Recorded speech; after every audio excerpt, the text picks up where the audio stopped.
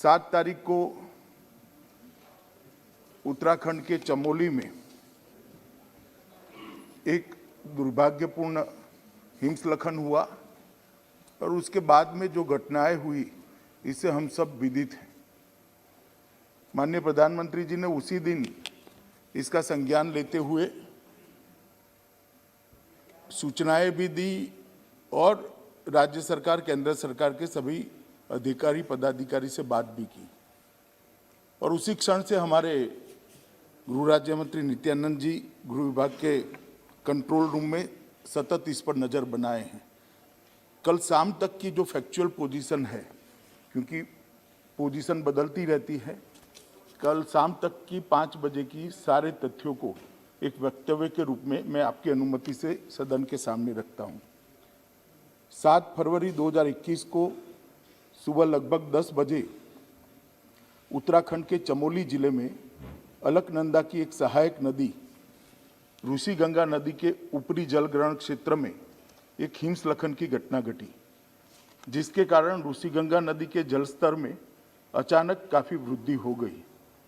ऋषिगंगा नदी के जलस्तर में वृद्धि के कारण एक बाढ़ आई, उससे 13.2 मेगावाट का कार्यरत छोटी जल विद्युत परियोजना बह गई। इस अचानक आई बाढ़ ने निचले क्षेत्र में तपोवन में धौलीगंगा नदी पर स्थित एनटीपीसी की निर्माणाधीन 520 मेगावाट की जल विद्युत परियोजना को भी नुकसान पहुंचाया है। उत्तराखंड सरकार ने यह बताया है कि बाढ़ से निचले क्षेत्र में अब कोई खतरा नहीं रह गया है और साथ ही साथ जल स्तर में भी कमी आ रही है। केंद्र और राज्य सरकार की सभी संबंधित एजेंसियां स्थिति पर कड़ी निगाह रखे हुए हैं।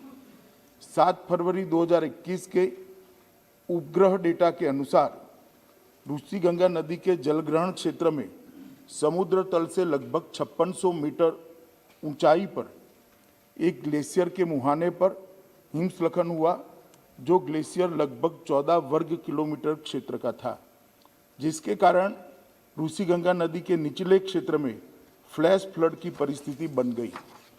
उत्तराखंड सरकार से प्राप्त सूचनाओं के अनुसार अभी तक 20 लोगों की जानें जा चुकी हैं और 6 लोग घायल हैं।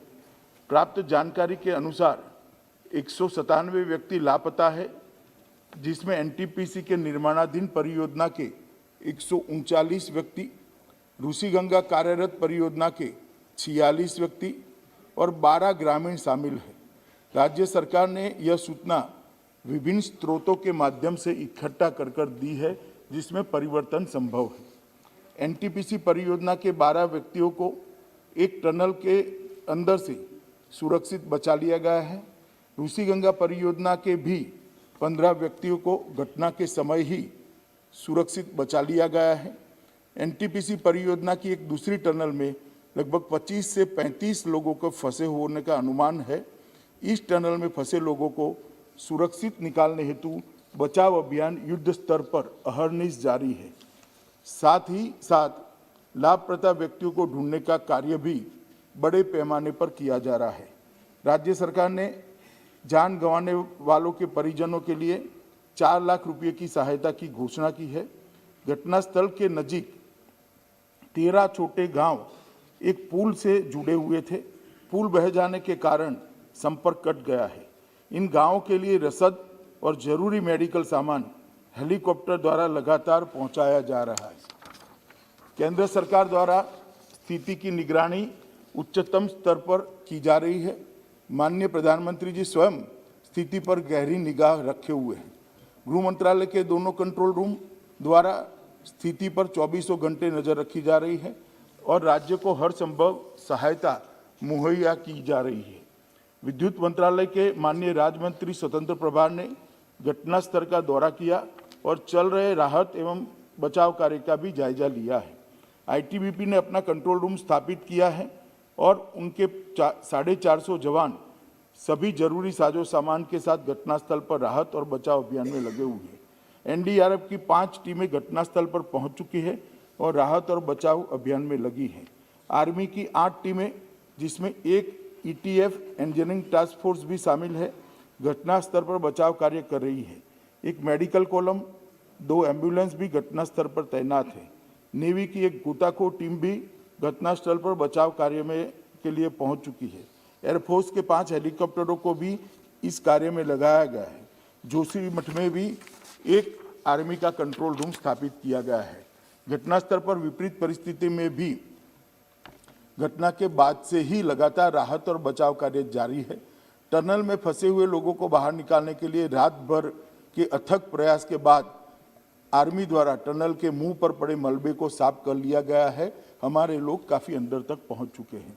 केंद्रीय जल आयोग को जो कर्मचारी अलकनंदा और गंगा बेसिन हरिद्वार तक में कार्यरत है, उनको अलर्ट पर रखा गया है। सशस्त्र सीमा बल की एक टीम भी घटनास्थल पर पहुंच चुकी है। DRDO की एक टीम भी हिमस्खलन की निगरानी कर रही है, जो घटनास्थल पर पहुंच चुकी है। NTPC के CMD भी घटनास्थल पर पहुंच चुके हैं।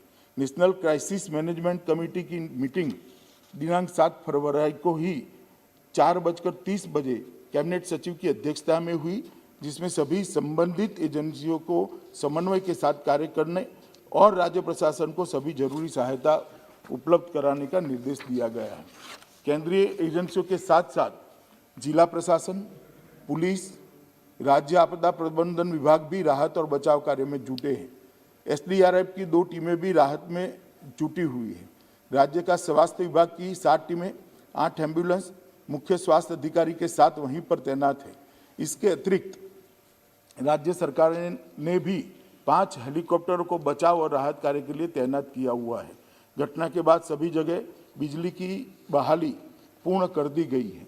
BRO और राज्य PWD द्वारा 5 पूर्ण रूप से टूटे हुए पुलों की मरम्मत का काम शुरू कर दिया गया है। मैं यहाँ ये बताना चाहूँगा कि वित्त वर्ष 2020-21 में राज्य आपदा जोखिम प्रबंधन कोष SDRMF में लगभग 1000 करोड़ रुपया आवंटित किया गया है उत्तराखंड राज्य के लिए, जिसमें से केंद्र का अंश 468 करोड़ रुपया जारी कर दिया गया है। मैं सदन को केंद्र की ओर से आश्वस्त करना चाहता हूं कि राहत और बचाव कार्य के लिए सभी संभव उपाय राज्य सरकार के साथ समन्वय बिठाकर केंद्र की ओर से किया जा रहे हैं और जो भी आवश्यक कदम उठाना जरूरी है उसको भी उठाने में केंद्र सरकार की पूरी तैयारी है।